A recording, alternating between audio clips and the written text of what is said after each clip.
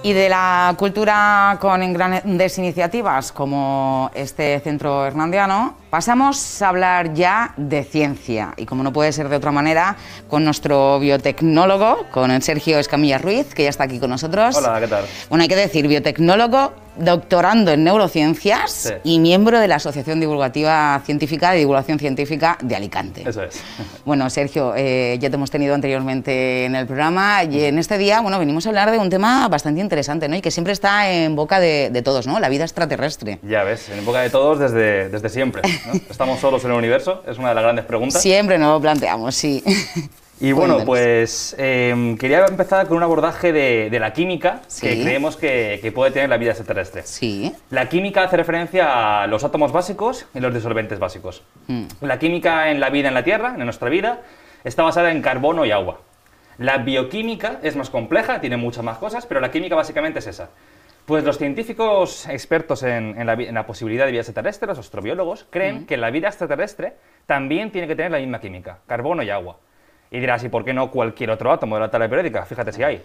Pues la razón es que el carbono es el único elemento que puede tener 4 enlaces covalentes, de los que pueden formar moléculas, de manera estable, consigo mismo, es decir, carbonos con carbonos, formando estructuras grandes, y además con otros átomos, con oxígeno, con nitrógeno, para así formar química. Es el único átomo que tiene estas características del universo, de todo el universo, pues una casualidad.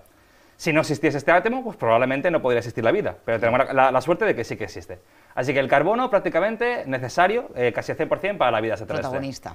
Aquí tenemos en la imagen superior es un aminoácido, que es una molécula que es precursora de las proteínas en nuestra forma de vida, que las proteínas hacen las funciones biológicas. Pues este aminoácido es un conjunto de carbonos unido a estos otros átomos.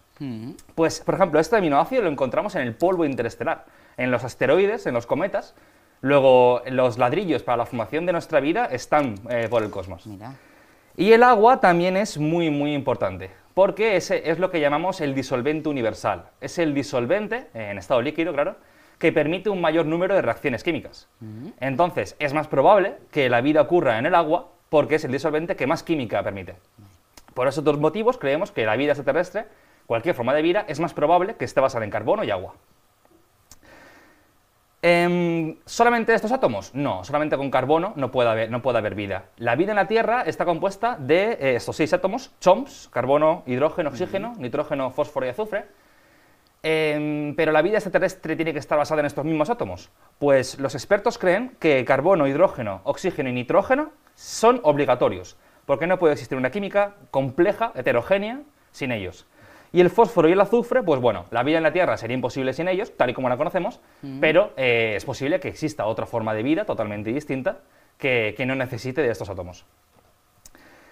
Estos elementos químicos, esta materia, esta química de estos átomos que forman la vida, ¿de dónde vienen? En un primer origen vienen del Big Bang. El hidrógeno, el helio, vienen del origen del universo. Este gas se concentra en estrellas que en su núcleo se forman el resto de átomos de la tabla periódica. También con explosiones de estrellas, con eventos muy energéticos, se forman todos los átomos de la tabla periódica. Y una vez que explotan estas estrellas y se forman los átomos, tenemos pues polvo y gas, y en ese polvo y gas ya empieza a haber química, ya empieza a haber aminoácidos, ya empieza a haber precursores por ejemplo, precursores del ADN también, los azúcares. Y este polvo se empieza a juntar entre sí formando rocas, y estas rocas se juntan formando planetas. Entonces, todos los planetas prácticamente, bueno, todos los planetas rocosos tienen carbono. Entonces el factor limitante es el agua líquida. Y así llegamos a la Tierra primigenia. La Tierra primigenia, es decir, la Tierra en su origen, viene de esto, de estrellas masivas que explotan, estos elementos se juntan. Venimos de las estrellas. Somos polvo de estrellas, sí. Exactamente. Alrededor de una estrella que es nuestro Sol se forma una roca fundida que es nuestro planeta. En este planeta, hace 4.500 millones de años, era una bora de roca fundida, pero cuando se enfría, y el agua se condensa y forma océanos, surge la vida enseguida. La vida surge como hace 3.800 millones de años, tenemos evidencias, pero probablemente apareció antes. Luego la vida, en cuanto tiene las condiciones necesarias, parece que surge enseguida. Entonces, en el momento en el que había agua líquida en la Tierra, hace unos 3.800 millones de años, ¿cómo estaba la situación en el resto de astros del sistema solar? ¿Se formó vida en nuestro sistema solar, aparte de la Tierra? Pues para ello es importante analizar el concepto de zona habitable. La zona habitable es el volumen alrededor de la estrella en el cual la temperatura es adecuada para que pueda existir el agua en estado líquido. Hace millones de años, bastantes millones de años, se encontraban Venus, la Tierra y Marte, pero la zona habitable se desplaza hacia afuera un poco por la dinámica de la estrella, y Venus ha salido ya de la zona habitable, es decir, hace demasiado calor. Aún así, no es el único factor, el efecto invernadero que genera la atmósfera es muy importante. Por ejemplo, Venus tiene unos 400 grados centígrados. Ahí es difícil que en la superficie haya vida, ¿no? La Tierra, por supuesto, es ideal, tenemos muchísima agua líquida. ¿Y Marte? Pues Marte está dentro de la zona habitable. Siempre se ha hablado de Marte, ¿no? Y de la posible existencia de vida en Marte. Exactamente. De hecho, hay primeros indicios, ¿no? Primeros indicios, sí. Marte, en principio, está dentro de la zona habitable, pero en su superficie ahora mismo no hay agua. Pero Marte, hace 3.500 millones de años, que en la Tierra ya existía la vida, en Marte había un gran océano. Había un océano del tamaño del océano Atlántico, o sea, mucha agua. Sí. Y en este océano se pudo haber generado la vida. Había carbono, había esa materia orgánica, había agua líquida, luego se pudo haber generado la vida. ¿Qué pasa? Que Marte perdió su océano. Marte es más pequeño que la Tierra, bastante más pequeño que la Tierra, además está más lejos, y esto hizo que se enfriara el planeta. El núcleo del planeta, cuando está fundido, se mueve y genera un campo magnético. Las partículas cargadas generan un campo magnético. Pues cuando se enfrió, el núcleo se para. Y al pararse el núcleo, el campo magnético para también. Claro. Entonces, el campo magnético que estaba protegiendo la atmósfera paró. Y el viento solar, que son partículas muy energéticas, barrió la atmósfera de Marte y dejó a Marte sin atmósfera. ¿Qué pasa? Que el agua necesita de presión, necesita de una atmósfera para estar en estado líquido. Cuando se barrió la atmósfera de Marte, el océano de Marte pasó a fase gas y se fue del planeta. Luego se quedó sin agua líquida. Parte de agua se quedó congelada en los casquetes polares, y también se ha encontrado una masa de agua líquida, pero no en la superficie, sino debajo de la superficie, a unos 1.500 metros de profundidad, debajo del Polo Sur. Al haber tanta presión ahí y sales, pues se cree que hay agua líquida, lo que pasa es que sería un barro húmedo, ¿no? Sería también un lago, ¿no? Luego, ahora mismo en la superficie de Marte, muy difícil que pueda haber vida, pero es posible que se originase la vida hace 3.500 millones de años. Y lo que sabemos es que cuando la vida se origina, conquista cualquier nicho ecológico, se abre paso sobre cualquier posible terreno. Por ejemplo, nosotros sin oxígeno no podemos vivir, en pH necesitamos un pH muy restringido, temperatura, radiación, nosotros necesitamos unas condiciones muy especiales para vivir, muy concretas. Pero existen muchos organismos que todas estas condiciones son su forma de vida natural. ¿Por qué? Por la evolución. Pues esto mismo podría haber pasado en Marte, y podría haber muchos organismos en Marte, en el subsuelo de Marte, protegidos de la radiación. Veremos cómo las futuras misiones lo desmienten o lo demuestran. Ahora pasamos a otro astro que potencialmente puede tener vida, está muy estudiado, tenemos muchas ganas de llegar allí, que es una luna de Júpiter. Júpiter es el planeta más masivo del sistema solar, tiene más de 80 lunas, pero hay una en especial que se llama Europa, que es muy interesante. Es un mundo oceánico, esto quiere decir que tiene un gran océano de agua líquida, pero encima de ese océano hay una corteza de hielo de unos 10 kilómetros de espesor, 10-20 kilómetros de espesor, y el océano tiene unos 80 kilómetros de espesor. Es decir, hay el doble de agua líquida en Europa que en la Tierra. Y eso que Europa es más pequeño, pero hay mucha agua líquida. Además, tiene un núcleo rocoso en el centro de la Luna. Y ese núcleo rocoso es geológicamente activo. Claro, dirás, ¿por qué hay agua líquida si está tan lejos? Está fuera de la zona habitable. Es curioso, ¿eh? Es curioso. Pues es por Júpiter. Júpiter tiene tanta masa que su gravedad tira de este núcleo, lo mueve, se llama tirón gravitacional, y hace que no se pare, que siga moviéndose, y eso, aparte de generar calor y derretir el hielo, pues genera una serie genera que la Luna sea geológicamente activa. Hay volcanes marinos, en el lecho marino de Europa, hay volcanes marinos que sueltan probablemente sales, energía térmica, energía química, que podrían estar formando vida o podrían haber formado vida hace muchos miles de años. Es curioso porque siempre se está hablando de Marte y Júpiter parece que tiene más opciones, ¿no? Bueno, Europa es interesantísimo, vamos, es el punto de mira de la astrobiología, la verdad, junto con Marte. porque decimos, no, claro, no hay luz. Al ver la corteza de hielo y está muy lejos, no hay luz. Y la mayoría de la vida de la Tierra se basa en luz, pero no toda. En el fondo marino de la Tierra, donde no llega ningún rayo de luz, hay seres vivos que se alimentan de estas chimeneas. Son seres vivos que se llaman quimiolitotrofos. Lito es piedra y trofos es comer, o sea, comen piedra, básicamente.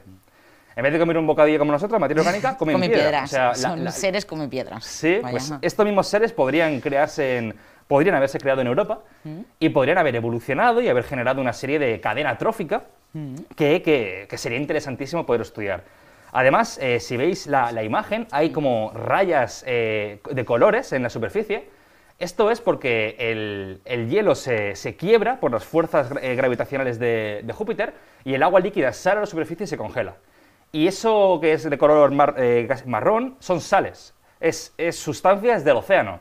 Si mandamos una nave y analizamos esas sales, podemos descubrir si hay o no vida en Europa. ¿Se plantea esa opción? Está la misión diseñada.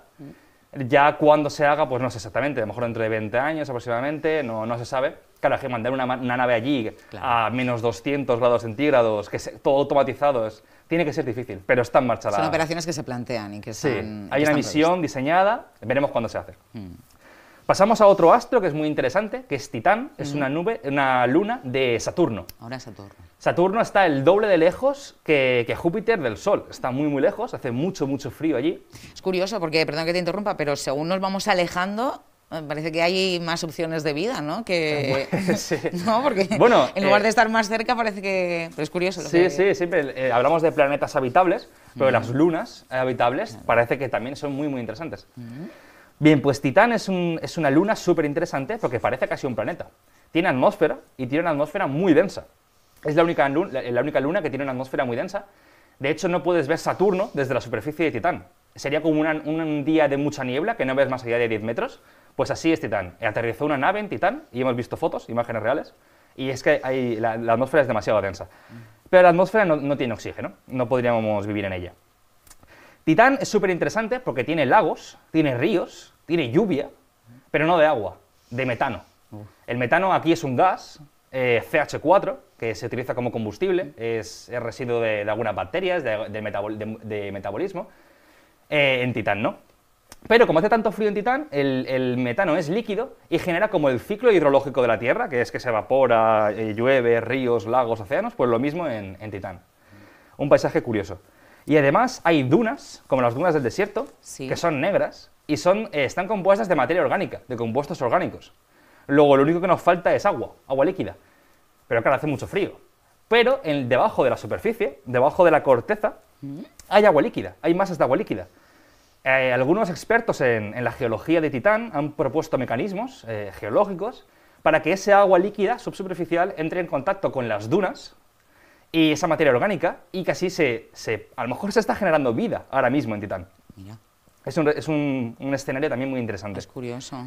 Y ahora, para dar una pincelada sobre otros astros del Sistema Solar que podría haber vida también, tenemos a Ceres, por ejemplo. Ceres está en el cinturón de asteroides, que está entre Marte y Júpiter. Pues la mayoría de la masa del cinturón de asteroides se concentra en Ceres. De hecho, no es un asteroide, es un planeta enano. Es tan grande que no es asteroide, es planeta enano, es esférico, y es el único planeta enano que está dentro de los planetas rocosos o gaseosos. Pues Ceres tiene un océano subsuperficial, pequeñito, porque Ceres es pequeño, pero tiene agua líquida.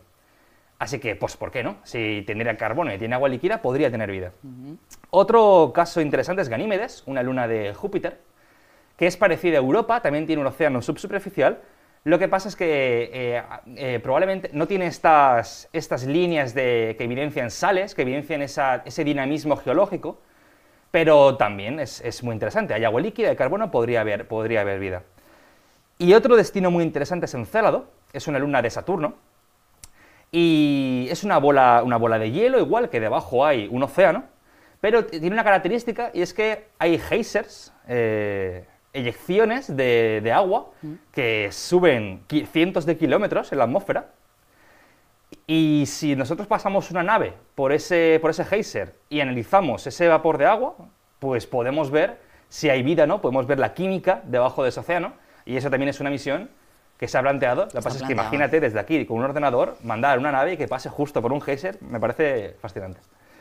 Y luego el último destino que voy a nombrar es Venus. Sí. Hace, pues, ahora ya casi un año, que salió una noticia famosa de que se había detectado fosfina en Venus, en las nubes de Venus, y que eso probablemente era porque había vida.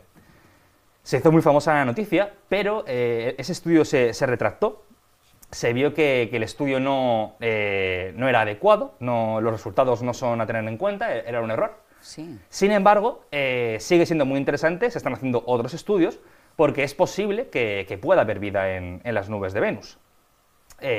Futuras visiones lo dirán, porque hay una franja en las nubes en la que la temperatura sí que está en torno a los 25 grados centígrados, y bueno, podría existir una química que ofreciera la vida. Veremos. Pero bueno, no nos restringamos al sistema solar. Fuera del sistema solar hay muchas estrellas, cada una estrella con varios planetas. Luego, ¿qué puede haber por allí? Pues claro, si nos ponemos a buscar planetas para la vida, ya podemos buscar, porque hay muchos planetas. Claro. Tenemos que restringir un poco la búsqueda. Me se ha dicho, ¿no? El universo es infinito. Sí, bueno, en cuanto a nuestra escala, seguro. Ahora, que sea realmente no, ya no lo sé. Pero en cualquier caso es extremadamente grande. Entonces, vamos a restringirnos a nuestra galaxia, porque analizar un planeta de otra galaxia es imposible. La luz que nos llega reflejada es mínima. Sí. Tenemos que analizar la luz que sale de una estrella, interacciona con un planeta, rebota y nos llega a nosotros. Entonces es tenue, ¿no? Los planetas no emiten luz. ¿En qué nos fijamos? ¿Qué planetas buscamos para encontrar vida? Pues hay una serie de parámetros. Por ejemplo, la zona de habitabilidad. Es decir, la posición de un planeta alrededor de la estrella, que nosotros decimos que probablemente pueda haber agua líquida. Esto depende de dos cosas. Depende del tamaño de la estrella, cuanto más grande, más caliente. Cuanto más caliente, más lejos está la zona de habitabilidad. Y luego, por supuesto, de la posición del planeta. Otro factor interesante es la composición del planeta. Si tiene muy pocos metales, es un planeta gaseoso, no puede existir la vida, es gas. Si tiene demasiados metales y es muy pobre en carbonos, es un metal, es un trozo de hierro, ahí no puede haber vida. Tiene que haber una relación de metales en un rango, no justa, pero en un rango para que pueda existir una química compleja. La atmósfera, importantísimo. Podría existir diversas atmósferas que admitan vida, pero eso no lo sabemos. Pero lo que sí que es muy interesante es analizar una atmósfera y decir, aquí hay vida seguro. Y eso se podrá hacer en un futuro. Esta ciencia, analizar la atmósfera de exoplanetas, está avanzando mucho, porque es muy complejo. Y se podría decir, porque en la atmósfera, si tiene una composición de una sustancia química que es muy reactiva, es decir, una sustancia química que enseguida reacciona, hay mucha de esa sustancia química y está perdurable en el tiempo, probablemente se deba a que hay vida. Porque si se ha originado por procesos que no son vida, reaccionaría enseguida y desaparecería. El oxígeno es una de esas moléculas. El oxígeno reacciona con cualquier molécula enseguida. Claro. Entonces, si se origina por algún factor no biótico, no biológico, enseguida desaparece. Si encontramos una atmósfera con mucho oxígeno y que perdura en el tiempo, probablemente tenga vida. Tengamos vida ahí. Algo muy interesante también, el tipo de estrella. Hay muchos tipos de estrellas que se diferencian por su tamaño. Cuanto más grande es una estrella, más caliente es y menos tiempo dura. Las estrellas más grandes duran pocos millones de años. Claro, si una estrella va a durar 4 millones de años, ni nos molestamos en buscar vida, porque no le ha dado tiempo y si le ha dado tiempo se va a extinguir ya. Las estrellas más pequeñas son las que más duran. Pues bien, el 75% de las estrellas del universo, se cree, al menos de la galaxia, son enanas rojas, que es la estrella más pequeña posible. Las estrellas más comunes son las más pequeñas.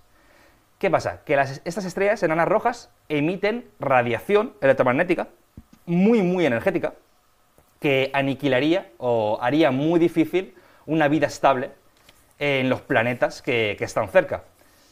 Luego, eso es un hándicap para que el universo sea un lugar bullicioso de vida.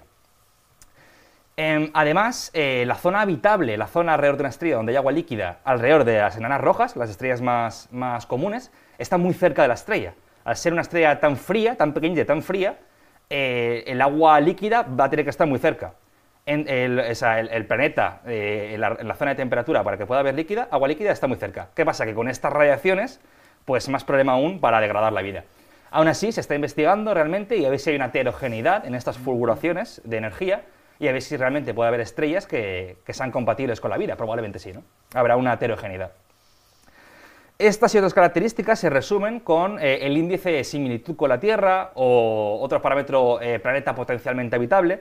Estos parámetros, el índice de similitud con la Tierra busca planetas que sean iguales que la Tierra o lo más parecidos posibles, pero tampoco tiene que ser igual que la Tierra para haber vida, podría ser distinto y que haya vida, ¿no? Lo que pasa es que, bueno, pues tenemos que buscar cosas concretas, porque si no, pues hay demasiadas cosas que buscar, ¿no? Y bueno, luego si nos salimos, ¿qué hemos encontrado de estos exoplanetas? Pues exoplanetas hemos encontrado más de 4.000. Hemos encontrado muchísimos y además la tecnología, los telescopios capaces de encontrarlos y las técnicas para encontrarlos van evolucionando y cada vez encontramos más. De estos 4.000, ¿cuáles son potencialmente habitables? ¿Cuáles, al menos a priori, podrían tener vida? Pues digamos que entre 30 y 100 aproximadamente. De los 4.000. Consideramos. De los 4.000, sí. A lo mejor nos equivocamos, pero bueno, estas son las predicciones de algunos astrobiólogos. Voy a nombrar 3, sí, por nombrar 3, pero hay muchos, y hay uno en especial que se llama el sistema TRAPPIST-1, es un sistema muy interesante, que está a solo 40 años luz de distancia, que digamos, bueno, es mucha distancia, pero realmente es el vecindario solar. La estrella más cercana está a 4,25 años luz y esa está a 40, tampoco está demasiado lejos. Bueno, es tan disparate. Sí, no podremos ir nunca, pero no está tan lejos, no, hay estrellas mucho más lejanas, ¿no? Sí. Pues esta estrella es una enana roja, las que son pequeñas, las que son más comunes, y tiene 7 planetas. 7 planetas rocosos, y 3 de ellos están en la zona habitable. Lo que pasa es que no está claro si las fulguraciones energéticas de esta estrella son muy grandes, son muy pequeñas. Entonces, eso es algo interesante a estudiar. Y luego, otra cosa interesante a estudiar es analizar las atmósferas de estos planetas. Como he comentado antes, pueden ofrecer mucha información y esto se está estudiando. Pero en cualquier caso, es probablemente el sistema más interesante para de exoplanetas para la vida extraterrestre. Otros planetas, pues el Kepler 438 a 470 años luz. Nos coge un poquito más lejos. Eso ya está más lejos. El Kepler 296, 669 años luz. Hay muchos planetas y, bueno, ojalá en alguno de ellos pueda haber vida extraterrestre. Insisto, el universo es infinito, ¿eh? Desde nuestra perspectiva es infinito. Sergio, me encanta que vengas y que, bueno, pues que nos aportes todos estos conocimientos, porque precisamente cuando hablamos del universo, para los que somos así más mundanos, es un desconocimiento absoluto y descubrir este tipo de informaciones es maravilloso, la verdad. Muy interesante, sí. Gracias, como siempre, te esperamos próximamente para seguir hablando de ciencia, de avances y bueno, de vida, como no puede ser de otra manera. Gracias, muchas gracias. Nosotros llegamos hasta aquí en este día, en el Chencuadre. Ya saben, les espero mañana con una nueva edición y con muchos más contenidos. Como siempre, gracias por estar al otro lado de la televisión. Buenas tardes.